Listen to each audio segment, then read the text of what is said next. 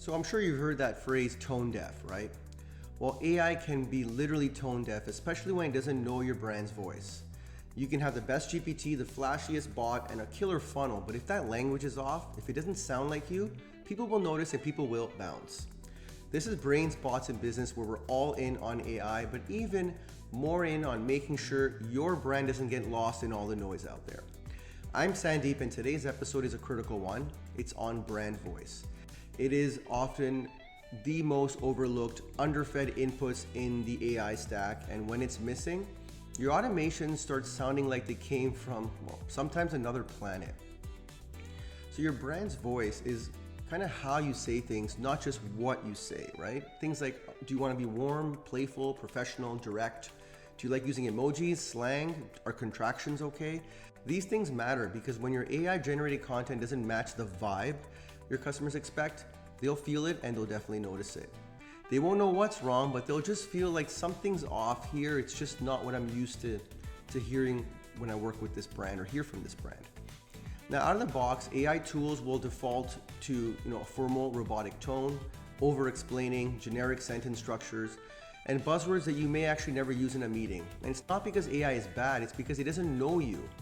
And if you haven't trained AI on your brand voice, you're relying on luck and filler copy.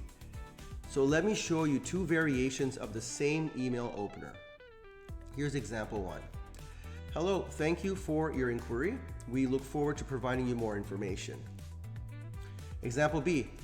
Hey, glad you reached out. Let's get you what you need. Same message, totally different tone. Now imagine your brand is known for being fun and friendly like example B, but your AI wrote it like a university textbook, example A.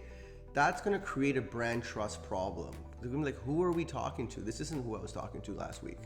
So to fix this, you need to define your brand voice clearly. Here's what we include in every client's AI brand blueprint. Tone, whether it's casual, formal, bold, empathetic. Phrasing patterns, short or long sentences, questions. Do we use emojis? Do we use hashtags, bullet points? Any buzzwords we use, any phrases we use, jargon in the audience. Do we want to speak like a peer, a mentor, or an expert? What's that relationship look like between us and the other person on the other side?